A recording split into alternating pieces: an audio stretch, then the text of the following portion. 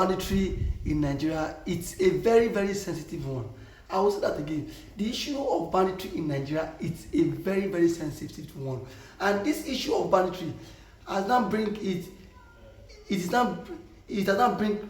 brought about the issue of conflict between the Yorubas and some other ethnic group.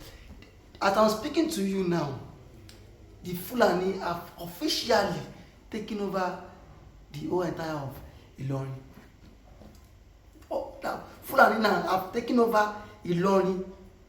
Now, even the school in Ilorin has been renamed after a Fulani man. Some days ago, as you are seeing in this video, Fulani went to a farm and pied the owner of that farmland. Claiming the land in question belongs to them, saying that land was inherited or was given to them by their forefathers. And now, after paying the man, nobody was arrested, justice was not served. Or still now, after some days again, they went ahead to kidnap a prominent Yoruba man in Kwara State. And the people of Kwara have been so docile, looking at the Fulanis to take over every nooks and crannies of their community. Now, back to the discussion, or back to the subject matter. Some days ago, Gani Adams, which is the leader of the Oduduwa People's Congress, the quest of OPC, came out with a policy. He said he's ready to set up a vigilante group that will tackle the incessant killing and the menace of the Fulanis in Kwara State. And now, the Fulanis speaking part of Kwara State has come out to say, or have said, that Gani Adams does not have any moral right for him to set up a vigilante group in the entire Yoruba land. What an audacity from the Fulani Caliphate. Telling them what to do, even in their own state. And this brings me back to the issue of the Southwest governors. Now that such thing is happening in Kwara State, how many of the Southwest governors has been so vocal or has refuted anything that the Mediala has said? Rather, everybody is so calm and quiet.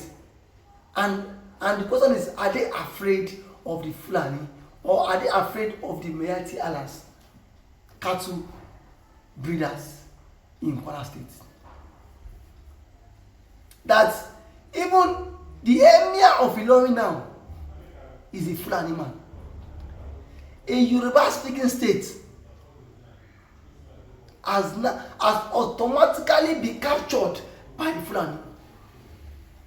Now, the Fulani can do and undo in Kwara State without nobody calling them to order. We've seen that the people of Kwara State has come out now to say that enough is enough. That enough is enough. That the government at this point in time need to take drastic action about the Fulanis. But my own take is that the people of Kwara State should not just sleep and close their eyes and fold their arms while their ancestral lands is being taken over by the Fulani oligarchy, because this is a plan from the Fulani oligarchy to take over the structures of Nigeria.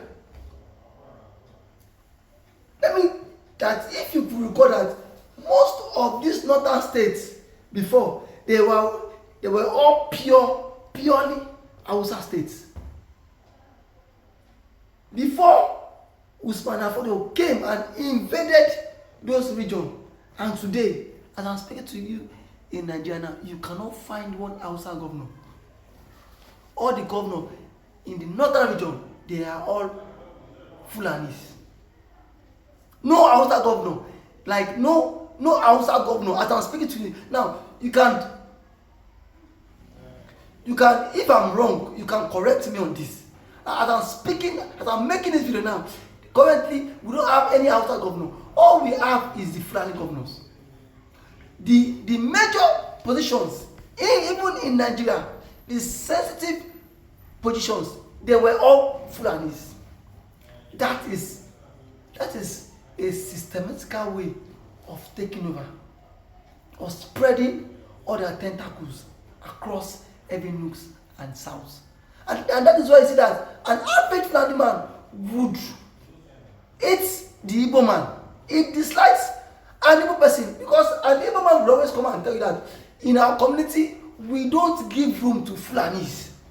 Even when some of the governors from the Igbo extraction were ready to give land to the Fulani to start the cattle, but the people in the state revolted against it. The people of Kwara State, see, you guys were too docile.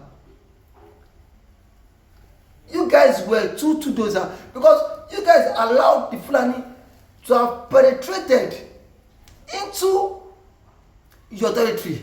Even they had to rename the government house of Kwara to a Fulani name. And the major people based in Kwara now are Fulanis. It is even worse that Kwara State, which happens to be a Yoruba speaking state now, does no longer have Oba. All what they have now is Emir of Ilorin in a Yoruba state. That is how worse and how shameful it is. And you sit back and fold your hands, and you think these people don't have intention of conquest, or you think these people don't have a roadmap to take over the nooks and crannies of Kwara State.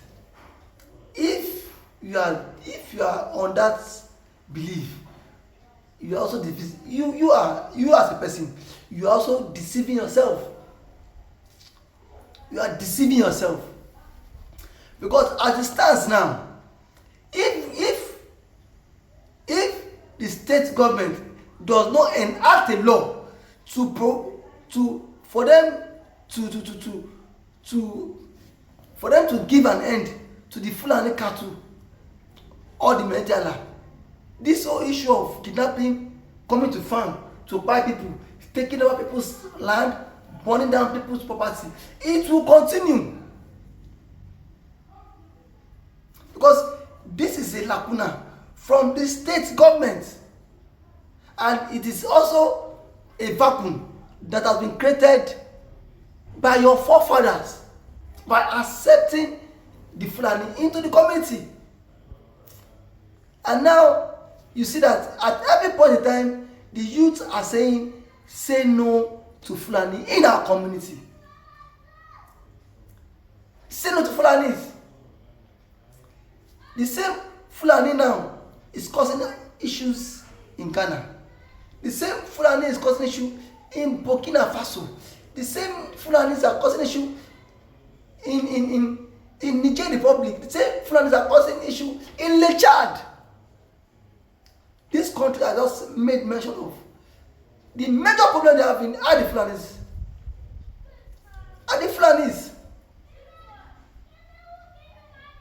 And that has cost a whole lot. It has really cost a whole lot. Businesses have collapsed just because of Fulani. People can no longer sleep with their two eyes closed because of this Fulani. People cannot go to farmland. It has now the prices of foods and commodities are on the very high side because of a particular tribe. And yet, the government is not looking for a lasting solution to it.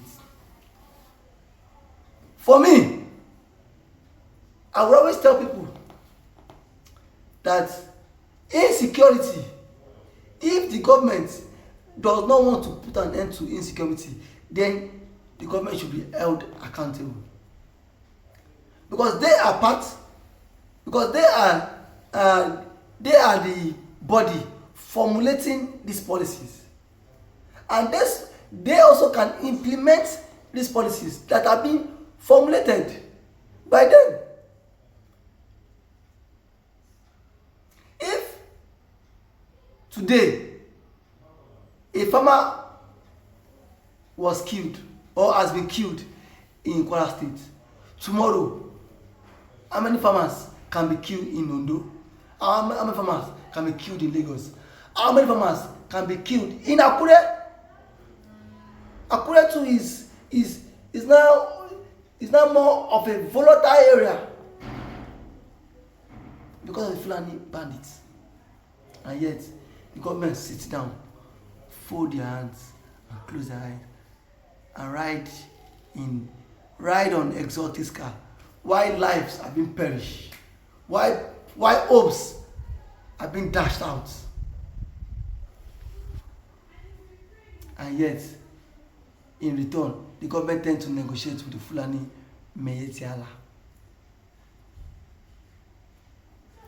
and yet the government is telling the people that see, it is the civil right of the government to protect lives and properties, while lives and property has been butchered every day.